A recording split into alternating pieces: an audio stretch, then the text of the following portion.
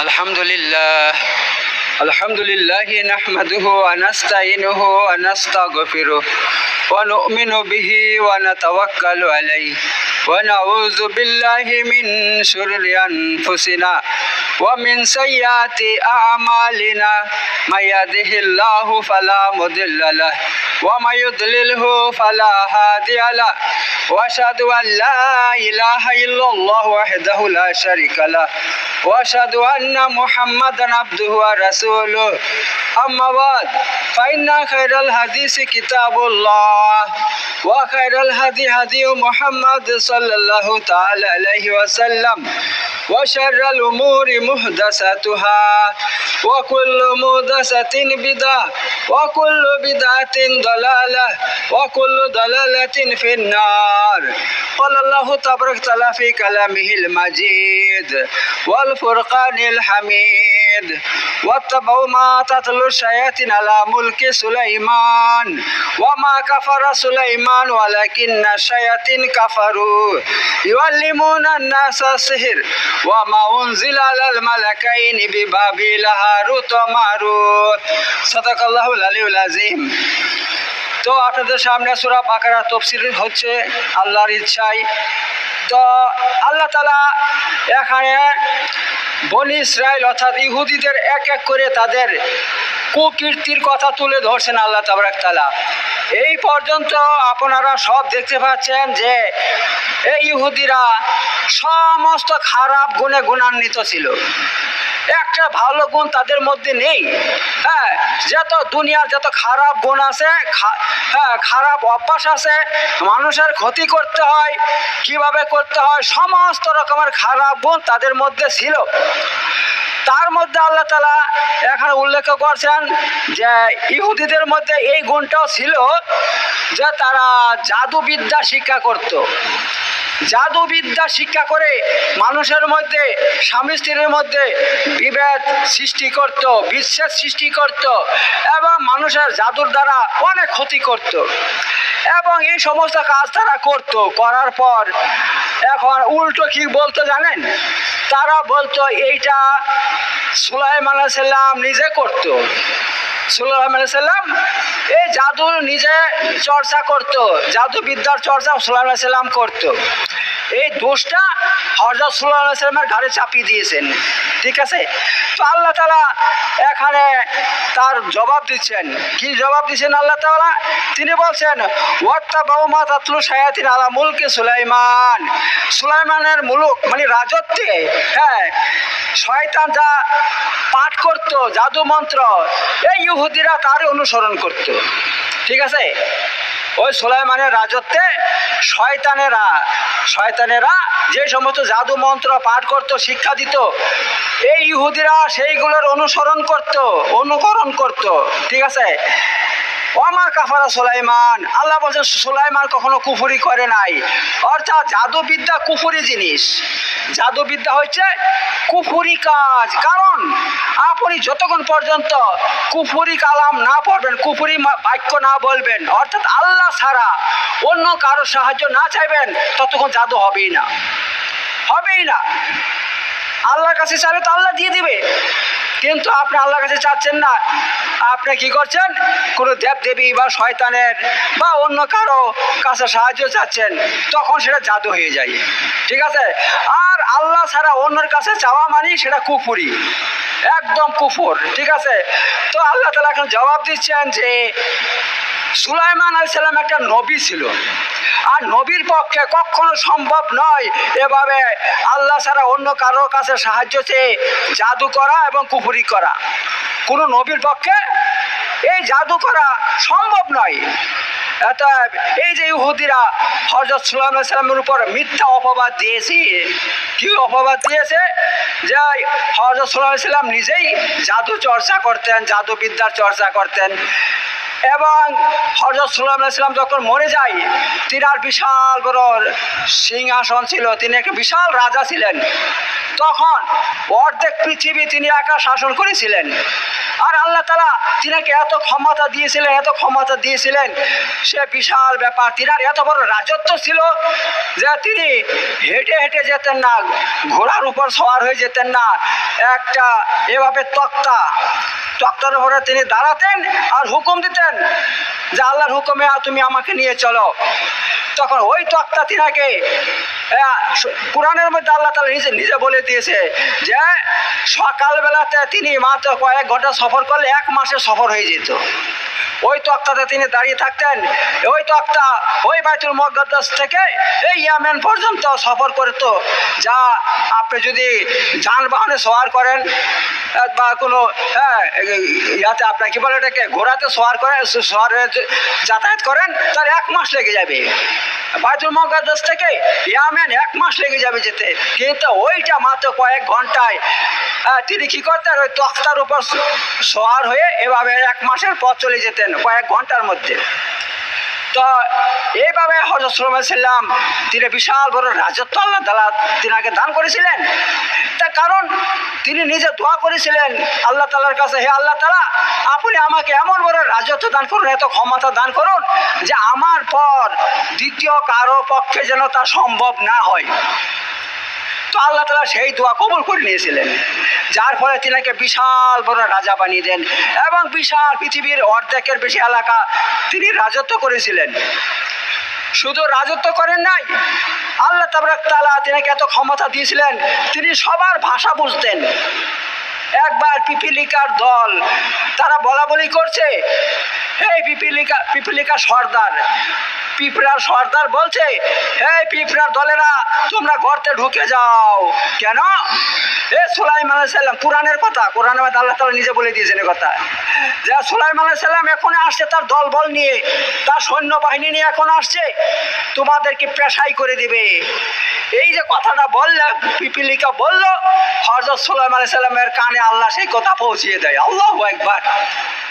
যখন পৌঁছিয়ে দেয় তিনি সেখানে আসেন, এসে তাদেরকে সান্ত্বনা দেয় যে আমি কারো ক্ষতি করতে চাই না, কারো ক্ষতি করবো না, আমার দ্বারা সবার উপকার হবে কিন্তু ক্ষতিকারও হবে না আমার দ্বারা, ঠিক আছে? তো বুঝেন দেখি হযরত সুলাইমান আলাইহিস সালাম কত বড় নবী ছিল এবং কত বড় তিনি আল্লাহ তাআলা তিনি কত বড় নিয়ামত দান করছিল। শুধু এখানে শেষ নয়, কোরআনের মধ্যে আল্লাহ তাআলা সে কথা বলে দিয়েছেন, সুলাইমান আলাইহিস সালাম জিনদেরকে দিয়ে এই বাইতুল মুকাদ্দাস মসজিদ তৈরি করেছিলেন এবং আরো অনেক বড় বড় রাজপ্রাসাদ তিনি তৈরি করেছিলেন, বড় বড় তিনি এভাবে মসজিদ এটা ওটা তৈরি করেছিলেন বড় বড় পাথর দিয়ে। আর সেইগুলো এখনো বর্তমানে আপনি যান মিশরের মধ্যে বাইতুল মুকাদ্দাসে, প্যালেস্টাইনে যান, সেখানে সেগুলো এখনো পর্যন্ত আছে সেগুলো, ঠিক আছে? আপনি দেখে অবাক হয়ে যাবেন যে এত বড় বড় পাথর উপরে কে তুললো। হ্যাঁ, তখন কোনো ক্রেন ছিল না, এমন কোনো ছিল না আপনার। তো কে তুলেছে এগুলো? এই জিনেরা তুলেছিল, ঠিক আছে? তো এই কথা কোরআনের মধ্যে আল্লাহ স্পষ্ট করে বলে দিয়েছেন। তো হযরত সুলাইমান আলাইহিস সালাম এত বড় নবী, এত পাওয়ারফুল নবী ছিল, তো তিনি কি শিরক করবে? কখনো না। কিন্তু এই ইহুদি জাতি এত হারামি জাতি ওরা, যে তারা হযরত সুলাইমান আলাইহিস সালামের উপর দোষ দিয়েছে যে এই জাদুবিদ্যা আমরা যা করছি, এই জাদুবিদ্যা চর্চা করছি, এটা শুধু আমাদের নয়, আমরা করি নাই, সুলাইমান আলাইহিস সালামও তা করেছিল। এবং সুলাইমান আলাইহিস সালাম যখন মরে যায়, তিনার সিংহাসনের নিচে তারা বিরাট বড় সেখানে একটা সিন্দুক তৈরি করে। ওই সিন্দুকের মধ্যে জাদুবিদ্যার যত কিতাব আছে সমস্ত কিতাব তারা সেখানে রেখে দেয় এবং তারা চারদিকে সেখানে গুজব রটিয়ে দেয়, এই দেখো এই সুলাইমান আলাইহিস সালামের সিংহাসনের নিচে বিরাট বড় সিন্দুক পাওয়া গিয়েছে মাটির নিচে এবং তার মধ্যে জাদুর কিতাব পাওয়া গিয়েছে। এইভাবে হযরত সুলাইমান আলাইহিস সালামের উপর তারা এই জাদুবিদ্যার অপবাদ দিয়েছিল। কিন্তু আল্লাহ তাআলা সূরা এই আপনার এখানে আপনার সূরা বাকারা আয়াত নম্বর 101 এবং 2 এর মধ্যে তার জবাব দিচ্ছেন। আল্লাহ তাআলা কি জবাব দিচ্ছেন? ওয়াত্তাবাউ মা তাতলু শায়াতিন আলা মুলকি সুলাইমান। এই ইহুদিরা সুলাইমান আলাইহিস সালামের রাজত্বে শয়তান যা আবৃত্তি করত, যা পাঠ করত, জাদু মন্ত্র, তারা তার অনুসরণ করেছিল, তার শিক্ষা করেছিল। আর কি আচ্ছা, ওয়ামা কাফারা সুলাইমান, কিন্তু সুলাইমান কুফরি করে নাই। ওয়ালাকিন্না শায়াতিন কাফারু, কিন্তু শয়তানেরা কুফরি করেছিল। কি করে? ইউআল্লিমুনান নাসা সিহর, তারা মানুষকে জাদুবিদ্যা শিক্ষা দিত। হ্যাঁ, শয়তানেরা কি করত? জাদুবিদ্যা মানুষদেরকে শিক্ষা দিত। ওয়ামা উনজিলা আলাল মালাকাইনি বিবাবিল হারুত ওয়া মারুত, এবং বাবিলনে, ওই ব্যাবিলনে একটা শহর আছে, এখন বর্তমানে নাই। এই শহরটা কোথায় ছিল? ইরাকের যে ফোরাত নদী আছে, নদীর পাশে একটা শহর ছিল, প্রাচীন শহর, আজ থেকে 4,000 বছর আগে শহর ছিল। ঠিক আছে, বর্তমানে বিলুপ্ত, ওই শহরের অস্তিত্ব নাই, কিন্তু তার ভাঙ্গাচোরা কাঠামো এখন সেখানে রয়েছে ফোরাত নদীর তীরে। তো সেখানে আল্লাহ তাআলা 2টা ফেরেশতা পাঠায়। ঠিক আছে, ওই ফেরেশতার উপর যা কিছু নাজিল হয়েছিল তারা তার অনুসরণ করত। এই ফেরেশতার নাম কি? হারুত এবং মারুত। এবার দেখেন আল্লাহ কোরআনের মধ্যে বলছেন ওমা ইউরিদ, আল্লাহ যা চান তা করেন। ঠিক আছে, আল্লাহ যা চান তা করেন। তো আল্লাহ তাবারক তাআলা হারুত মারুতকে দুনিয়াতে পাঠিয়েছিলেন এবং মানুষকে পরীক্ষা করার জন্য, মানুষকে বলে দেওয়ার জন্য যে দেখো এটা ভালো রাস্তা, এটা খারাপ রাস্তা। এবং দেখো দুটো জিনিস আছে, দুটো জিনিস, যে একটা হচ্ছে আপনার জাদু, আর একটা হচ্ছে আপনার কেরামত বা মুজেজা। মুজেজা কাদের দ্বারা গঠিত হয়? নবী রসুলদের দ্বারা। হ্যাঁ, যেমন আমাদের নবী হযরত মুহাম্মদ মুস্তাফা সাল্লামের কমসে কম 300 মুজেজা প্রকাশ পেয়েছে। 300 মুজেজা। হ্যাঁ, 300 মুজেজা। যেমন একটা বলে দেই, যে একবার আপনার এক যুদ্ধ করতে যাওয়ার পর পানি শেষ হয়ে যায়, পানি নাই, সবাই পানি পানি করছে। সেখানে একটা কুয়া আছে, সে কুয়াটা শুকিয়ে গিয়েছে। কুয়াটা শুকিয়ে গিয়েছে, আল্লাহ নবী সাল্লাল্লাহু আলাইহি ওয়াসাল্লাম কি করলেন? এক বদনা পানি এনে ওযু করলেন, করার পর তাতে থুতু দিলেন, বললেন এই পানিটা কুয়ার মধ্যে ফেলে দাও। ফেলে দেওয়ার সঙ্গে সঙ্গে কুয়ার কোনো পানি ছিল না, সেই পানি হইতে হইতে উপরে চলে আসছে।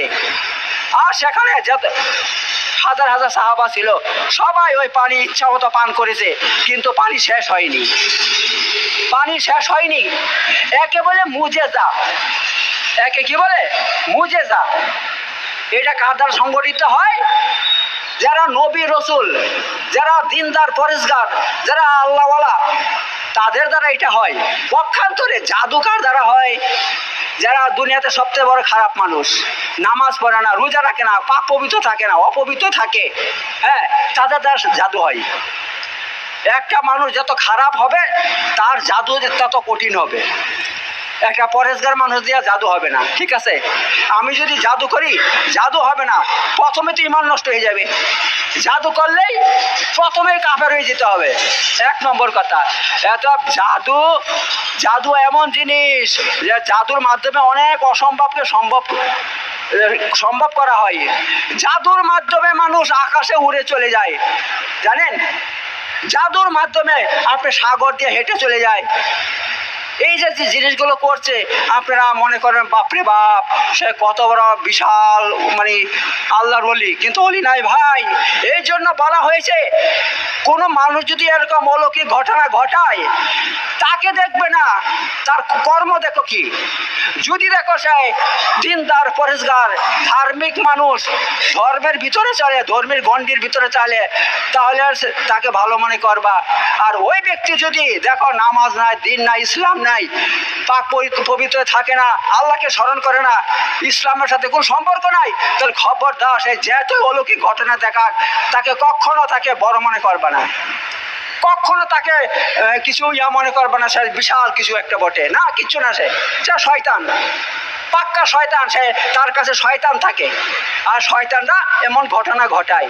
ঠিক আছে, তো এই হচ্ছে ব্যাপার। তো এই যে হারুত মারুত ফেরেশতা ছিল, আল্লাহ তাআলা নাজিল করেছিলেন ব্যাবিলনে। তারা মানুষদেরকে এই কথাই বলতো। কি বলতো? যে দেখো ভাই, এটা হচ্ছে ভালো রাস্তা, এটা খারাপ রাস্তা।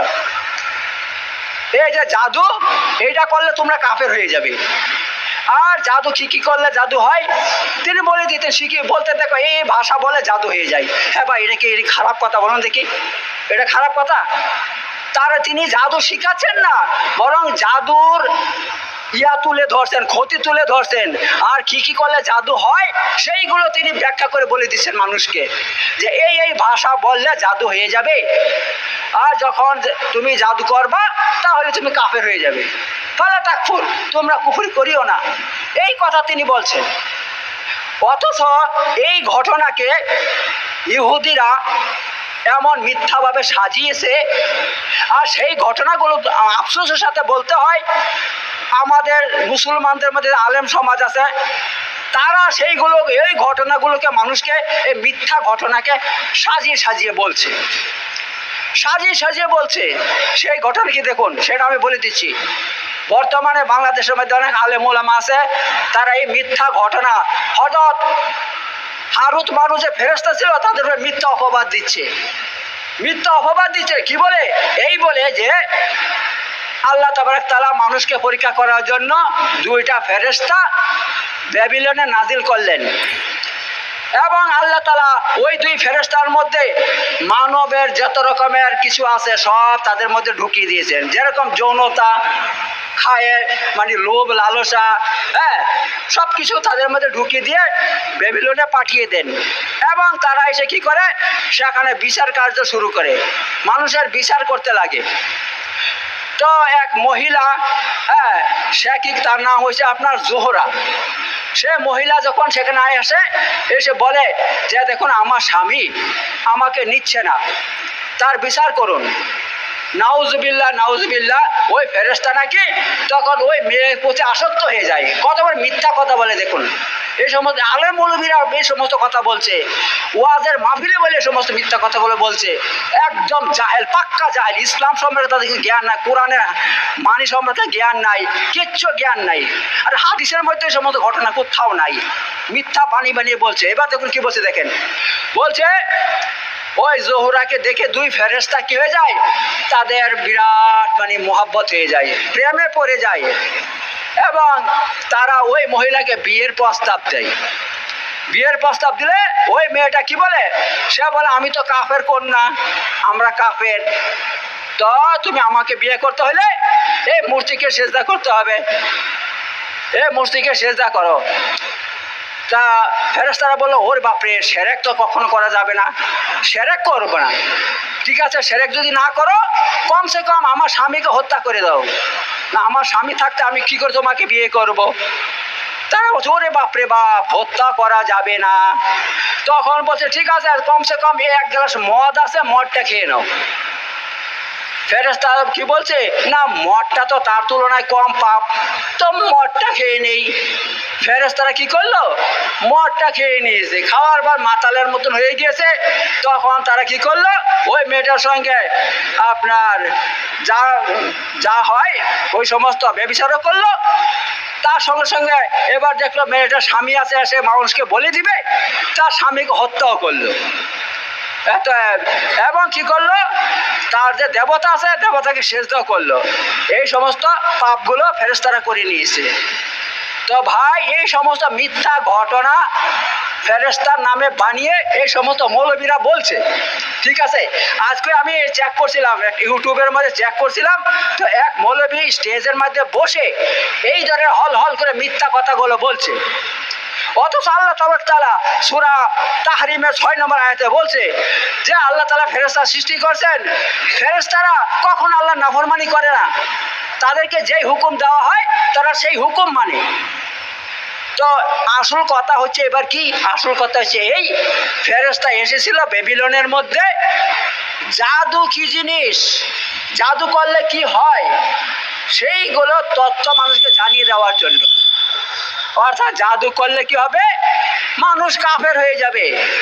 আর কি করলে জাদু হয়, কি কথা বললে জাদু হয়, কি মন্ত্র পড়লে জাদু হয়, সেইগুলো তিনি বলে দিয়েছেন, যাতে মানুষ জাদু থেকে বিরত থাকতে পারে, জাদু থেকে দূরে থাকতে পারে। এই নয় যে মানুষকে জাদু শিক্ষানোর জন্য এসেছিল। অথচ এই ইহুদিরা কি করছে, ইহুদিরা এটাকে দলিল দিচ্ছে, দেখো আল্লাহ তাআলা ফেরেশতা পাঠিয়ে জাদু শিক্ষা দিচ্ছে, তার মানে জাদু করা জায়েজ আছে। নাউজুবিল্লাহ বলেন। জাদু করা জায়েজ নয়, বরং জাদু করলে মানুষ কাফের হয়ে যাবে, আর এই বাক্য বললে জাদু হবে। ঠিক আছে, সেইগুলো শিক্ষা দেওয়ার জন্য এসেছিল। এই কথা আল্লাহ তাআলা এখানে বলছেন। এতে আল্লাহ বলছেন যে ওমা কাফারা সুলাইমান কুফর করেন, ওয়ালাকিন্না শায়াতিন কাফারু, শয়তানরা কুফর করেছে। ইউআল্লিমুনান নাসা সিহর, তারা কি করতো? মানুষকে জাদু শিক্ষা দিত। ওমা উনজিলা আলাল মালাকানি বিবাবিল হারুত ও মারুত, এবং বেবিলনে যে হারুত মারুত দুই ফেরেশতা অবতীর্ণ হয়েছিল, তারা যা কিছু বলতো সেইগুলো কি করতো? তারা শিক্ষা করতো। এবং এই ফেরেশতা দুই ফেরেশতা কাউকে কোনো জিনিস শিক্ষা দিত না, হাত্তা ইয়াকুলা, যতক্ষণ এই কথা বলে না দিত ইন্নামা নাহনু ফিতনা, দেখো আমরা পরীক্ষার জন্য আল্লাহ আমাদেরকে দুনিয়াতে পাঠিয়েছে। ফালা তাকফুর, এত তোমরা কুফরি করিও না। আমরা যে জাদু সব বলে দিচ্ছি, এই বলে জাদু হবে, তো তোমরা ওগুলো শিখে নিয়েছো, যা এবার জানতে পারছো এই বাক্য বলে জাদু হয়ে যাবে, তো এসব তোমরা এই সমস্ত বলবে না, জাদু করবে না, তাহলে কি হবে? ফলে তাকফুর, তোমরা কাফের হয়ে যাবে। তাই এত কুফরি করিও না। ফায়াতাল্লামুনা মিনহুমা মা ইউফারিকুনা বিহি বাইনাল মারই ওয়া যাওজিহি, আল্লাহ তাআলা বলছেন তখন কি করছিল? ওই সমস্ত ইহুদি মানুষ এই দুই ফেরেশতা থেকে যা কিছু শিখছিল, জাদুবিদ্যা শিখেছিল, সেটার দ্বারা কি করলো? ইউফারিকুনা বিহি বাইনাল মারই ওয়া যাওজিহি, স্বামী স্ত্রীর মধ্যে তারা বিচ্ছেদ সৃষ্টি করত। ঠিক আছে, ওই জাদু মন্ত্র পড়তো, পরে ফুক দিত বা কিছু একটা মাটিতে পরে দিত, ওদের বাড়ির দুয়ারের সামনে রেখে দিত মাটিটা, ওই স্বামী স্ত্রী ওই মাটি ডিঙ্গিয়ে যেত, সঙ্গে সঙ্গে স্বামী স্ত্রীর মধ্যে শত্রুতা তৈরি হয়ে যেত, এবং এক অপরের বিশাল শত্রু হয়ে যেত, যে ওকে দেখতে পারতো না, ওকে দেখতে পারতো না, বিষের মতন লাগতো। ফলে উভয়ের মধ্যে বিচ্ছেদ হয়ে যেত, সারাসারি হয়ে যেত, তালাক হয়ে যেত। তো এই সমস্ত জিনিস এই ইহুদিরা শিক্ষা করেছিল। তারপর আল্লাহ তাআলা কি বলছেন? ওয়া হুম বিদ্দারিনা বিহি মিন আহাদ ইল্লা বিইজনিল্লাহ, কিন্তু একটা কথা মনে রেখো, এই নয় যে জাদুবিদ্যার দ্বারা জাদু করলেই হয়ে যাবে, জাদু করলে হয়ে যাবে না। আল্লাহ এখানে পরিষ্কার বলে দিয়েছেন যে আল্লাহ ইচ্ছা ছাড়া কেউ কারো কোনো ক্ষতি করতে পারে না। আল্লাহর ইচ্ছা ছাড়া কেউ কারো কোনো ক্ষতি করতে পারবে না। তার মানে হচ্ছে জাদু করলে জাদু হয়ে যাবে তা নয়, জাদু করলে যে জাদু হয়ে যাবে তা নয়, কিন্তু আল্লাহ যদি চায় তাহলে জাদুটা হয়ে যাবে। ওয়াতাল্লামুনা মা ইয়াদুররুহুম ওয়ালা ইয়ানফাউহুম, আর আল্লাহ এখানে পরিষ্কার বলে দিয়েছে ইহুদিদের জন্য যে ইহুদিরা এই জাদুবিদ্যা শিক্ষা করেছিল এবং জাদু চর্চা করত, রাত দিন নিজেরা চর্চা করত আর তাদের ছাত্রদেরকে শিখাইতো, কিন্তু আল্লাহ বলছেন মা ইয়াদুররুহুম, এই জাদু তাদেরই ক্ষতি করতো, তাতে তারা ক্ষতিগ্রস্ত হইতো। ওয়ালা ইয়ানফাউহুম, এবং এই জাদুর দ্বারা এরা কোনো উপকার পায়নি। জাদু যদি, এবার দেখেন একটা কথা বলি, যারা জাদু করে, জাদুঘর, তাদের সবসময় শরীরে একটা না একটা কঠিন রোগ লেগে থাকে, সুখে থাকে না। জাদুঘররা কখনো সুখে থাকে না, তাদের হয় মাথা ভারী হয়ে থাকে, নাহলে শরীর ভারী হয়ে থাকে, না হলে এমন কঠিন রোগ লেগে থাকে যে তাদের কোনো উপকার, জাদু করে টাকা নেয় মানুষের কাছ থেকে, ওই টাকা নিয়ে তারা সুখ পায় না। আল্লাহ বলে দিয়েছেন এখানে ওয়ালা ইয়ানফাউহুম, এবং তাদেরকে উপকারও হয় না। এই যে জাদুর মাধ্যমে মানুষের ক্ষতি করছে, কিন্তু ক্ষতি করার ফলে তাদের কোনো উপকার হয় না। মনে হয় উপকার হচ্ছে, মানুষের কাছে টাকা নিচ্ছি 5,000 10,000 টাকা নিচ্ছি, কিন্তু ওই টাকা বের হয়ে চলে যায়, তার থেকে বেশি বের হয়ে চলে যায়। ঠিক আছে, এই কথা আল্লাহ এখানে পরিষ্কার বলে দিয়েছেন। ওয়ালাকাদ আলিমুল মান ইশতারাহু মা লাহু ফিল আখিরাতি মিন খালাক, আল্লাহ পরিষ্কার বলে দিয়েছেন অবশ্যই যারা এসে বিদ্যা শিক্ষা করেছে মান ইশতারাহু, এবং তারা কি করছে, এই বিদ্যার মাধ্যমে দুনিয়ার জীবনকে খরিদ করে নিয়েছে। দুনিয়ার জীবন অর্থাৎ মনে করছে এই জাদুবিদ্যা করলে আমার দুনিয়া ভালো থাকবে, দুনিয়াতে অনেক শান শওকতে থাকবো, অনেক টাকা কামাই করতে পারবো। তা আল্লাহ বলছেন মা লাহু ফিল আখিরাতি মিন খালাক, কিন্তু আখিরাতে তাদের কোনো অংশ নাই। আখিরাতে জাদুঘরদের কোনো অংশ নাই, মরবে সোজা জাহান্নামে যাবে। মরবে, সোজা জাহান্নামে যাবে যারা জাদুঘর। একটা কথা মনে রাখবেন, জাদু যারা করায় তারাও কাফের হয়ে যায়, আর যারা জাদু করে তারাও কাফের হয়ে যায়। তার মানে হচ্ছে, ধরুন আমার কারো নিজের আত্মীয়র জন্য আমি জাদু করাইতে যাচ্ছি, যে আমাদের মুখের মধ্যে বিচ্ছেদ সৃষ্টি করে দাও, হ্যাঁ, তাই আমিও কাফের হয়ে গেলাম। আর যে জাদুঘরের কাছে গিয়েছে সেও কাফের হয়ে গিয়েছে। এটা জাদুর মধ্যে যারা জড়িত থাকবে সবাই কাফের হয়ে যাবে। আর আল্লাহ খান পরিষ্কার বলে দিয়েছেন, মা লাহু ফিল আখিরাতি মিন খালাক, আখিরাতে তাদের কোনো অংশ নাই, জাদুঘরদের কোনো অংশ নাই। তার মানে কি, ওদের জান্নাত কোনোদিন পাবে না, জাহান্নাম ছাড়া জান্নাতের কোনো অংশ তাদের জন্য নাই, একমাত্র জাহান্নাম তাদের জন্য খোলা রয়েছে। এই হচ্ছে ব্যাপার। তো এই জাদু, এই জিনিসটা চর্চা কারা করতো? এই ইহুদি জাতি করতো। এই ইহুদি জাতি এই জাদু চর্চা করতো। এমনকি তারা আমাদের নবী হযরত মুহাম্মদ মুস্তাফা সাল্লাল্লাহু আলাইহি ওয়াসাল্লামের উপর পর্যন্ত জাদু করেছিল। এমন কঠিন জাদু করেছিল যে আল্লাহ নবী সাল্লাল্লাহু আলাইহি ওয়াসাল্লামের মাথার চুলটা সংগ্রহ করেছিল, করে সেটা চিরুনির মধ্যে পেঁচিয়ে পেঁচিয়ে জাদুর কুফরি মন্ত্র পড়েছিল। পড়ার পর ওই চিরুনিটা একটা কুয়ার নিচে, হ্যাঁ, সেখানে রেখে বিরাট বড় পাথর দিয়ে চাপা দিয়ে রেখে দিয়েছিল। যার ফলে আল্লাহ নবী সাল্লাল্লাহু আলাইহি ওয়াসাল্লাম অসুস্থ হয়ে যায়, বিশাল অসুস্থ হয়ে পড়েন, হ্যাঁ, এবং আল্লাহ নবী সাল্লাল্লাহু আলাইহি ওয়াসাল্লাম বিছানাগত হয়ে যায়। যার ফলে দুই ফেরেশতা আকাশ থেকে আসে। দুই ফেরেশতা এসে, এক ফেরেশতা আল্লাহ নবী সাল্লাল্লাহু আলাইহি ওয়াসাল্লামের মাথা আর একজন পায়ের কাছে বসে যায়। তো মাথার কাছে যে ফেরেশতা বসে যায়, তিনি বলেন তিনার কি হয়েছে? তো বলছে যে তিনার জাদু হয়েছে। জাদু করেছে। কে করেছে? যে ইহুদিদের উমুক রমণী, ওর নাম করে দেয়, উমুক মেয়ে করেছে, ইহুদিদের সে মেয়ে করেছে। কিভাবে করেছে? যে একটা চিরুনির মধ্যে তিনার চুল সংগ্রহ করে সেটা পেঁচিয়ে পেঁচিয়ে মন্ত্র পড়েছে, দিয়ে সেটা কোথায় রাখা হয়েছে? বলছে অমুক কুয়ার নিচে রেখে পাথর চাপা দিয়ে দিছে। তো কী করতে হবে? সেটা তুলে সেটাকে কুলাউজের ফালাক আর নাচ পড়তে হবে, আর সেটাকে খুলতে হবে, তাহলে জাদু কেটে যাবে। আল্লাহ সাল্লাম সব শুনে ফেলছে। শোনার পর ওই কুয়ার থেকে সেই চিরুনি তুলে কি করলেন? কুলাউজের ফালাক নাচ পড়লেন আর সেটা খুলতে লাগলেন। খোলাও হয়ে গেছে, তিনার জাদু সঙ্গে সঙ্গে কেটে চলে গেছে। তো দেখুন ইহুদিরা কত বড় খারাপ জাতি, তাদের মধ্যে একটা ভালো গুণ নাই, খালি মানুষকে ক্ষতি করব সব দিকে ক্ষতি করব, এই তাদের খালি একটা ভালো গুণ নাই। বর্তমানে যারা ইহুদি আছে ইসরায়েল রাষ্ট্রের মধ্যে, তাদের ওই রাষ্ট্র যখন থেকে তৈরি হয়েছে তখন থেকে আজ পর্যন্ত মুসলমান আশেপাশে দেশগুলোর কোনো সুখ নাই, শান্তি নাই। প্রতিদিন তাদের উপরে বোমা বর্ষণ করে তাদের বাড়িঘর ভেঙে দিচ্ছে, তাদের সমস্ত দুনিয়া বরবাদ করে দিচ্ছে। এমন একদিন নাই যে তারা বোমা বর্ষণ করে না। এই হচ্ছে ইহুদি জাতি। তো আল্লাহ তাআলা এখানে এইভাবে ইহুদিদের সমস্ত কথা তুলে ধরছেন। তো তারা ইহুদিরা মুহাম্মদ সাল্লাল্লাহু আলাইহি ওয়াসাল্লামের উপর ঈমান আনে নাই।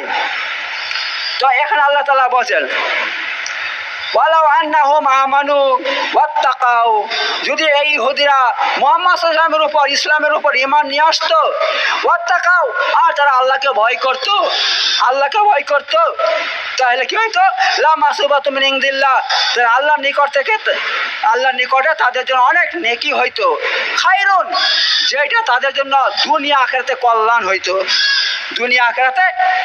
হইতো। লাউ কানু ইয়ালামুন, যদি তারা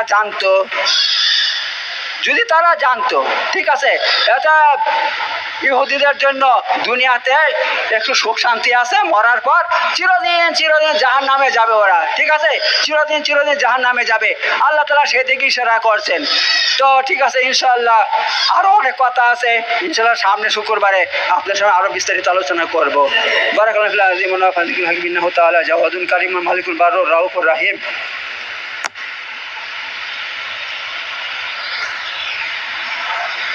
وآخر دعوانا الحمد لله رب العالمين. إن الله يأمر بالعدل والإحسان ويذل القربى والفحشاء والمنكر والبغي يعظكم لعلكم تذكرون واذكروا الله يذكركم واشكروا على نعمه وذكر الله أكبر وليعلم ما تصنعون. صدق الله العلي العظيم.